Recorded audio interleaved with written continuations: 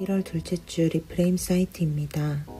1월 한 달간 세상의 풍조를 따르고 있는 이 나라와 세대의 모습을 위해 기도하는 시간을 보내고 있는데요. 두 번째 주제는 자녀 교육의 흐름과 가치관입니다.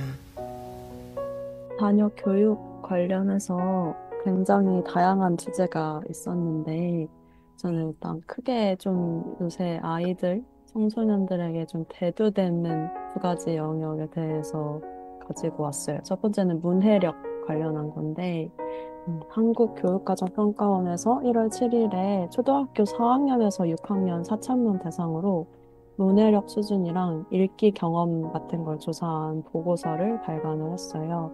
이 보고서 내용에 따르면 아이들이 초등학교 고학년으로 올라갈수록 책 읽는 시간이 줄었는데 초등학교 6학년의 경우에는 33.5%가 책을 거의 읽지 않는다고 응답을 해서 초등학교 6학년의 응답자 중에 3명 중 1명이 책을 거의 읽지 않는 수준의 결과가 나왔다고 해요.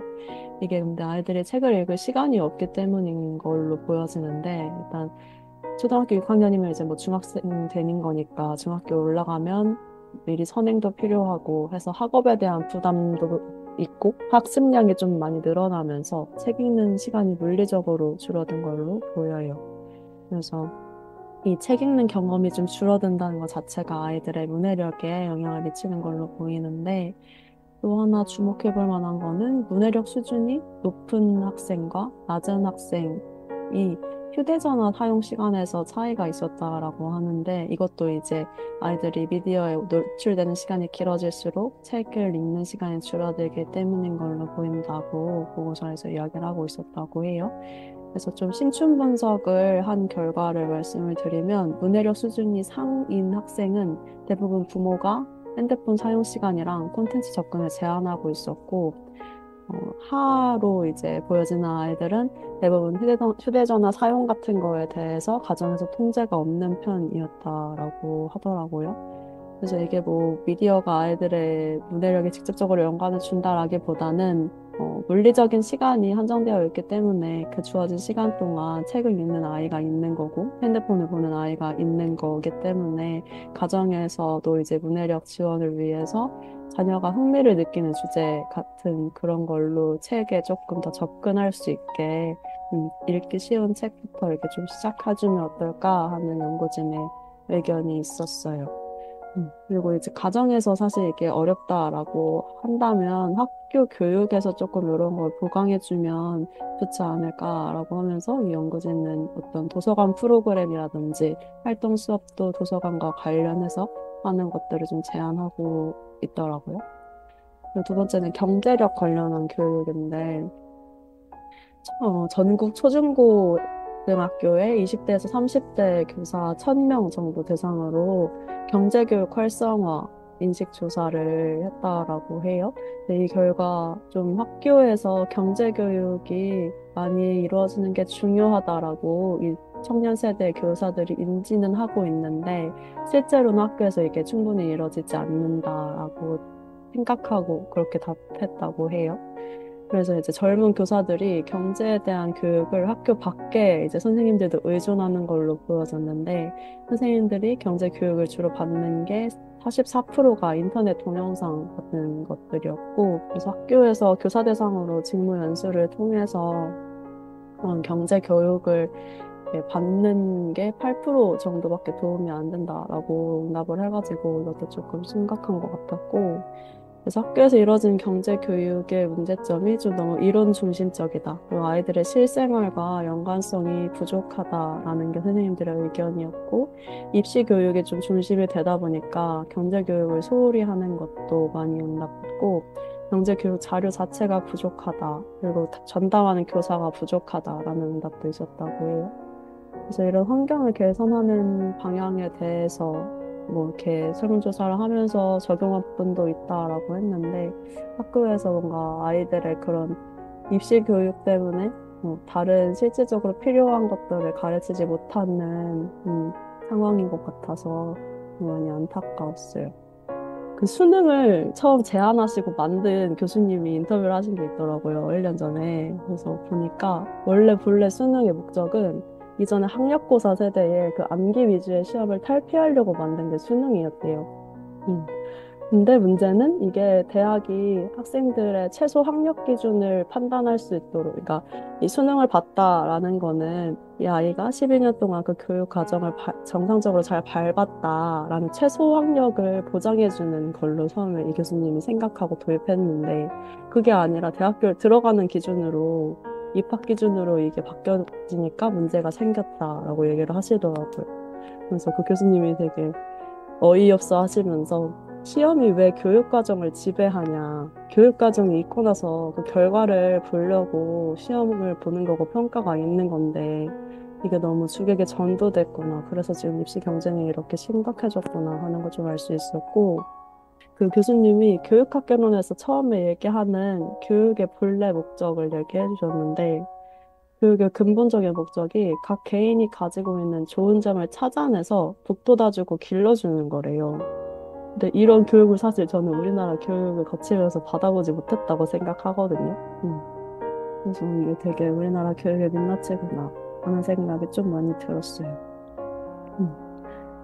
진짜 아이들이 자기한테 있는 잠재력을 좀 깨닫지 못하고 똑같은 길로 다 나아가게 만들고 성공과 돈을 좀 쫓아가게 만드는 그런 교육 시스템이구나 하는 생각이 들었어요. 근데 이게 되게 계속 악순환이 되는구나.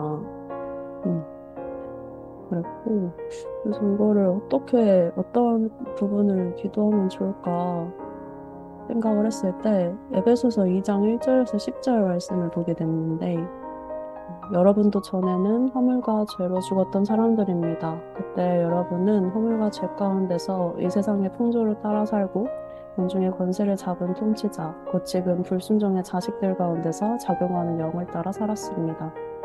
이 말씀을 보면서 뭔가 계속 공중 권세 잡은 자는 우리한테 왜 이걸 해야 하지? 하는 질문을 못하게 한다는 생각을 하게 됐어요.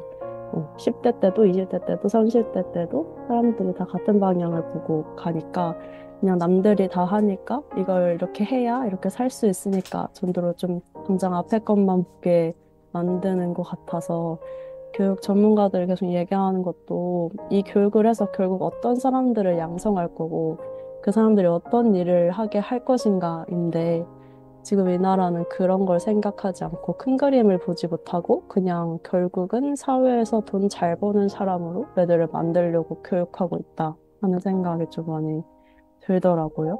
그래서 근데 우리가 계속 기억하고 우리의 시야가 좀 좁아지지 않게 하는 것은 우리가 하나님의 작품이라는 걸 기억하고 우리가 본래 태어나고 이 땅을 살아가는 그 방법과 목적이 하나님을 알고 하나님의 뜻을 따라서 선한 일을 하면서 살아가는 것임을 좀 알고 가르치는 것이 필요하겠다 하는 생각이 들었어요.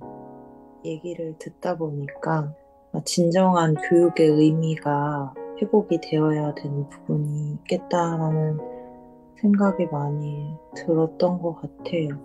각 사람의 모습을 다르게 지으시고 고유함을 갖도록 디자인을 하셨는데 이 세대 자체가 제대로 된 교육의 의미가 사라지고 성공하고 돈 벌고 이렇게만 치중이 되어 있는 모습들이 많이 보여지는 것 같아서 저는 이제 자료를 조금 보다 보니까 사교육비에 좀 집중을 해서 보게 됐는데 학부모가 부담하는 월 평균 사교육비가 100만 원에 달한다고 조사가 됐는데 이 사교육비가 급증을 하니까 저소득층의 교육비 정책 대출이 폭증을 했다는 결과가 있었어요.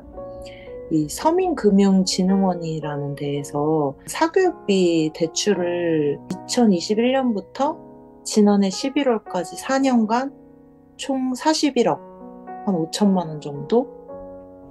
그렇게 대출이 이루어졌는데 직전 4년, 2017년부터 2020년에는 6,600만 원이었대요. 그러니까 그 직전 4년에 대비해서 지금 62.8배나 급증한 수치라고 하는데 이게 원래는 취약계층을 대상으로 해서 공교육비를 지원하도록 그렇게 나온 거였는데 사교육비도 대출을 할 수 있도록 늘려줬더니 수요가 폭발적으로 급증을 했다고 해요.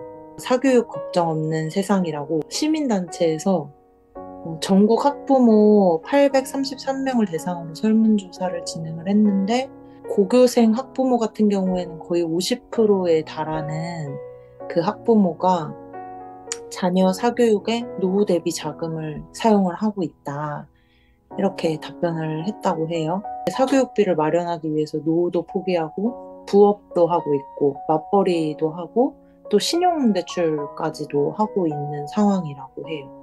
사교육 부담에 굉장히 학부모들이 많이 짓눌리고 있고 여러 가지 수단을 활용해서 사교육비를 충당하려고 애쓰고 있고 이제 여기에서 사교육을 줄인다는 선택지가 없다는 부분이 좀 놀라웠고 학원을 다니지 않으면 자녀가 낙오될지도 모른다는 그 학부모들의 공통된 불안이 좀 보여졌다고 해요. 우리가 익히 알고 있는 유명한 학군지에서는 초등학생부터 학원 뺑뺑이를 돌리고 있고 엄마들이 다 라이드 하려고 기다리고 있고 차에서 식사를 해결을 한다거나 아니면 편의점에서 해결을 한다거나 이런 식으로 하고 그만큼 학원 수가 많다 보니까 학업량도 많고 가방도 무겁고 애들이 많이 지쳐있는 모습들도 많이 보이고 근데 이 사실 선행학습을 하려고 다들 그렇게 가 있는 거잖아요. 아직까지도 이 부모들의 그 생각이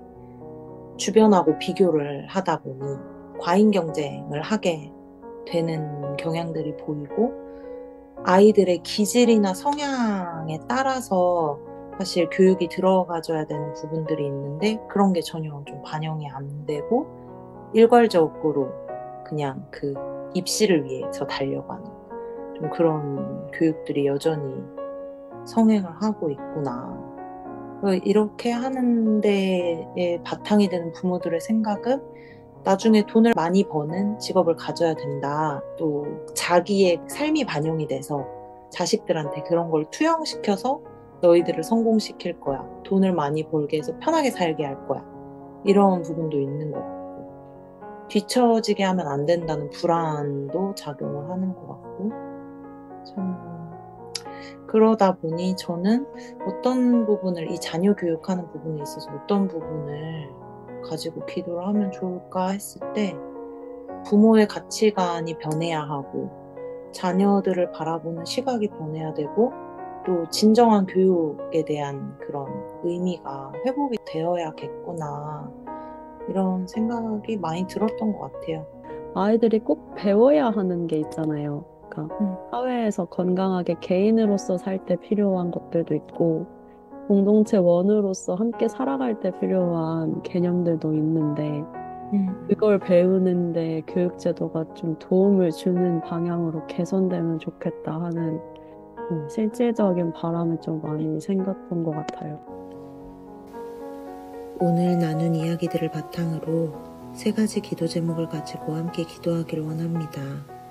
먼저는 교육의 의미의 회복을 위해 기도하길 원합니다. 각 개인의 고유성을 개발하는 교육의 근본적인 목적은 사라지고 성공과 돈의 길만을 쫓게 만드는 행위만이 남아있음을 봅니다.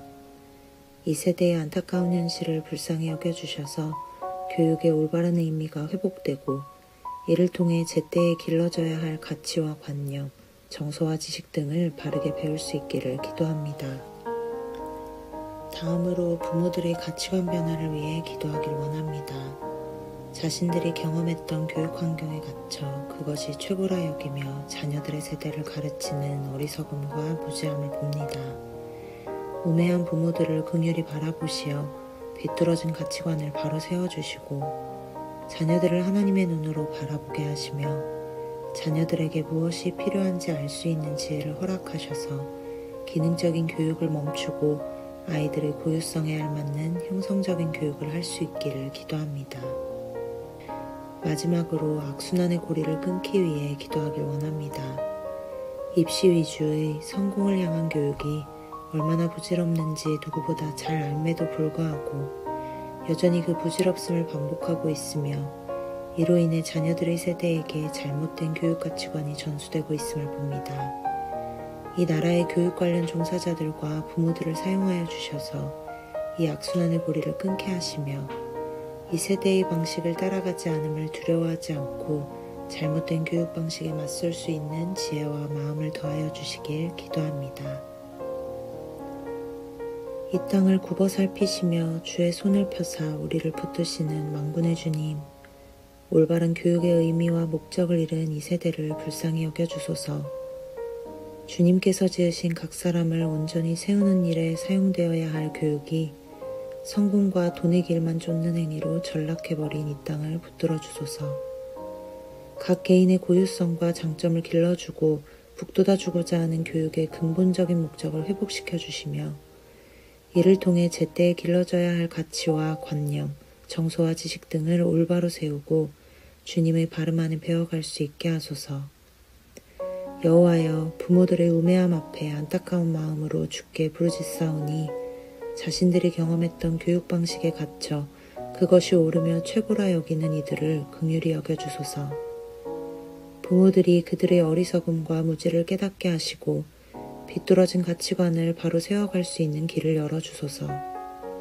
하나님이 맡기신 자녀들을 하나님의 눈과 마음으로 바라보게 하시며 자녀들에게 무엇이 필요한지 알 수 있는 지혜를 허락하여 주셔서 이 세대 가운데 행해지고 있는 기능적인 교육을 멈추고 자녀들의 고유성에 알맞는 형성적인 교육을 행할 수 있도록 역사하여 주소서.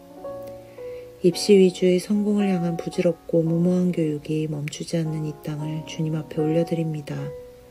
반복되는 이 흐름 앞에 우리가 피할 길이 없어 보이나 우리의 피난처 되시는 여호와를 의지하며 기도하오니 이 나라의 교육 관련 종사자들과 부모들을 사용하여 주셔서 이 악순환의 고리를 끊게 하시고 이 세대의 방식을 선택하지 않음에 두려움 없이 나아가게 하시며 잘못된 교육 방식에 맞설 수 있는 능력을 더하여 주소서. 아멘.